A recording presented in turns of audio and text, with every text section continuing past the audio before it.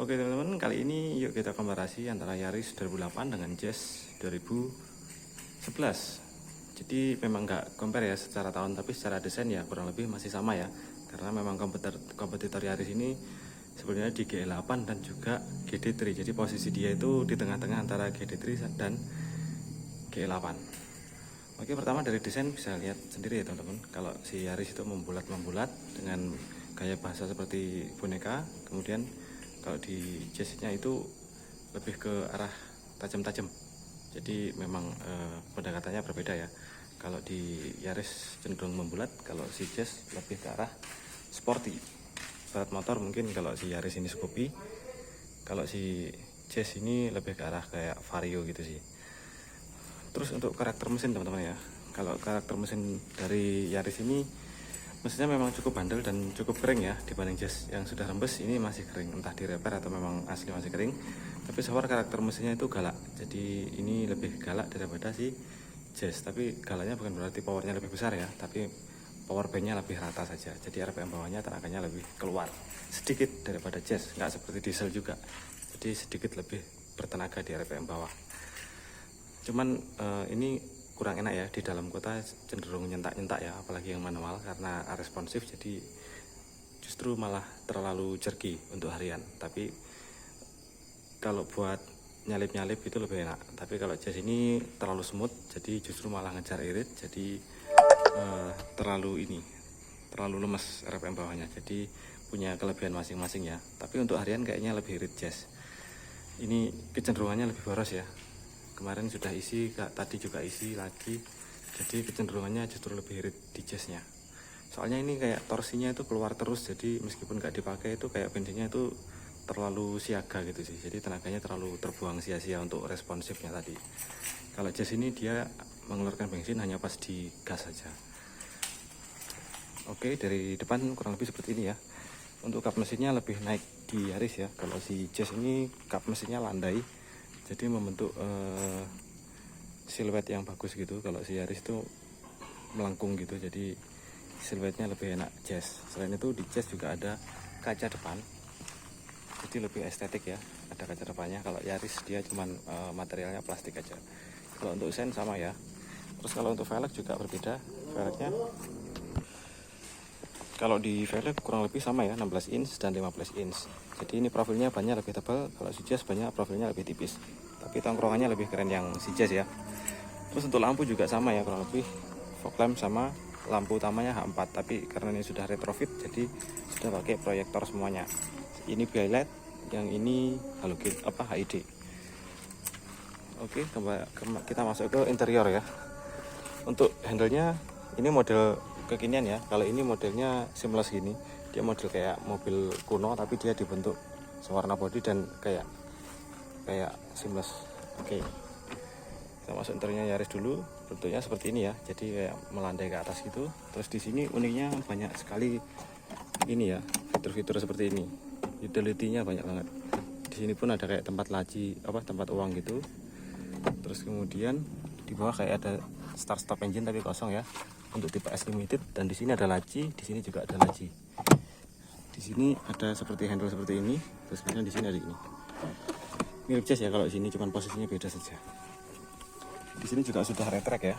Terus kemudian untuk setirnya mirip dengan Jazz ya, posisinya sudah enak. Termasuk joknya juga mirip dengan Jazz, ada support samping dan joknya juga sama-sama empuk. Cuman untuk setirnya desainnya ini enggak estetik ya, lebih estetik Jazz, dan enggak ada pedal shift. Jadi kalau engine brake kesulitan karena mobil ini maticnya agak ngeloyor, jadi nggak bisa engine brake, jadi sering pakai remnya cepat habis pastinya kalau seperti itu. Terus kemudian di bagian tengah speedometernya lebih biasa aja, cuman sudah Optitron ya, sama kayak Jazz. Cuman Jazz nggak Optitron tapi tetap nyala di siang maupun malam. Ini Optitron, kalau mati gelap total. Tapi modelnya seperti itu. Kelebihannya cuma ada jam, ada AVG, dan nggak ada real time AVG. Untuk konsolnya seperti ini. Kelebihan lainnya adalah tombol starternya, dia diputar sedikit dia langsung starter sampai mesin hidup. Di sini juga ada laci ya, di sini laci, di sini laci, di sini juga ada laci, di sini tempat minum, dan di sini juga ada laci. banyak sekali sih tempat penyimpannya. Cuman sayangnya di sini nggak ada cup holder, jadi dia laci los gitu aja. Di sini seperti ini. Kalau Jazz ada 2 lubang, kalau ini cuma 1. Untuk metiknya get tap shift ya. Kesulitan, istriku juga kesulitan. Jadi pas dari mundur ke maju itu kebanyakan nyangkut di N. Karena dikira sudah 2 step jadi ya D. Ternyata masih di N. Itu belum terbiasa sih. Dan posisi speedometer di situ memang annoying ya. Tetap kesulitan banget pas lagi driving karena posisinya nggak center di sini. Jadi harus noleh gitu. Kalau lihat depan kan enak gini-gini aja, kalau ini harus gini. Jadi capek. Untuk atas juga ada lampunya ya, dan ini black semuanya ya, jadi bagus sih. Dan di sini juga ada kacanya juga yang ada tutupnya. Di sini juga dynamic view sama sih dengan Jazz. Cuman dia bagusnya ini ya, lampunya sudah soft opening, nyalanya soft, matinya juga soft. Itu nyalanya juga soft itu. Kelemahan lainnya adalah setirnya nggak teleskopik ya, jadi nggak enak. Oh ya, di sini juga ada laci. Di sini ada laci. Ini Jazz nggak ada nih kayak gini. Terus kita ke belakang yuk.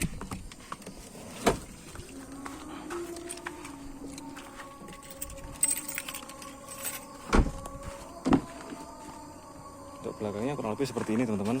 Seperti yang gue bilang, dia nggak ada ultraseat yang naik, tapi dia punya fitur reclining dan sliding. Jadi dia bisa sliding. Jadi ini ada 2 tuas ya. Tuas untuk sliding. Nah, seperti itu. Dan tuas untuk reclining. Recliningnya kurang lebih sama dengan Jazz, cuman ini stepnya terbagi-bagi banyak aja. Untuk bagasi kita lihat yuk.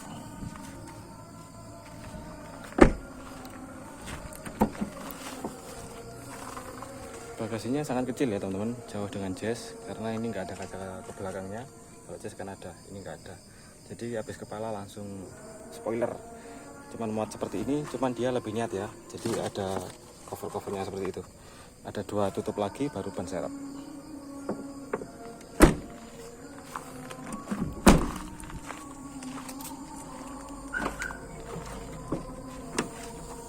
Kalau Jazz seperti itu ya, lega banget ya.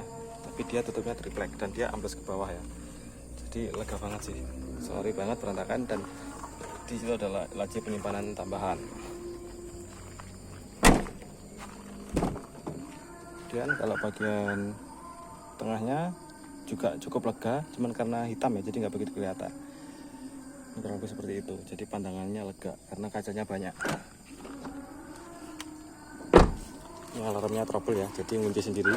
Hati-hati buat teman-teman yang alarmnya tutup, bisa ngunci sendiri. Untuk ruang tengahnya seperti ini. Wah, banyak banget liternya. Oke, sama seperti di Yaris, cuman kalau Jazz cup holdernya independen ya, jadi nggak buka tutup. Cuman kelebihannya airnya nggak jatuh ke bawah. Kalau yang di Yaris airnya netes ke kaki karena dia buka tutup, jadi bocor airnya. Kalau ini ketampung di sini airnya.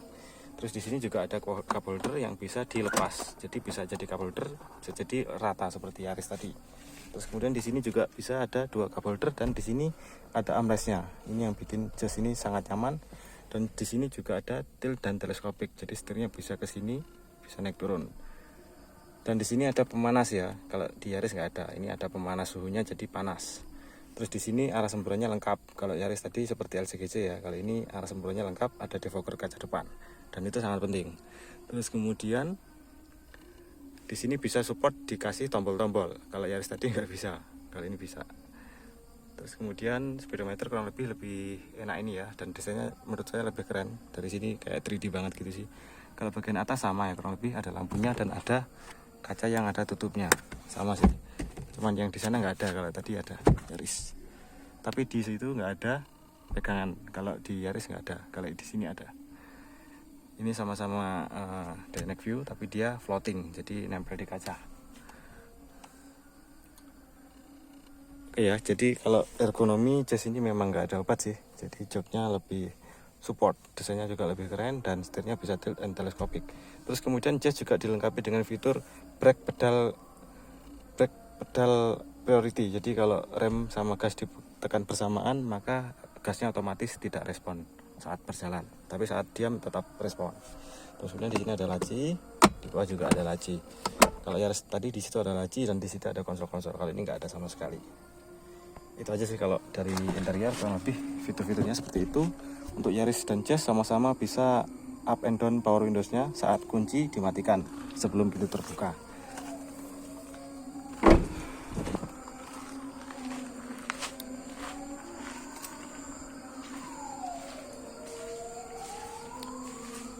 Mungkin itu aja dulu ya fitur-fitur dari Jazz dan Yaris dengan harga ini 90 jutaan, dan ini kalau 2011 sekitar 140 jutaan, kalau 2008 mungkin sekitar 110 jutaan. Jadi sama-sama 2008, harga Jazz ini jauh lebih mahal 20 jutaan daripada si Yaris. Kelebihannya yaitu di ultraseat yang lebih luas, meskipun ini bisa ultraseat tapi dia nggak seluas Jazz. Tapi sama-sama sudah bisa. Untuk kenyamanan ini lebih nyaman, lebih empuk, ini lebih keras, tapi lebih fun to drive karena dia 5 speed automatic transmission dengan pedal shift dan dual mode di D dan di tipe S. Dengan ini hanya D321 4 speed transmission Super ECT tanpa pedal shift. Oke teman-teman, mungkin ada pertanyaan atau bisa tulis di kolom komentar ya. Terima kasih telah menonton, jangan lupa like, share, dan subscribe.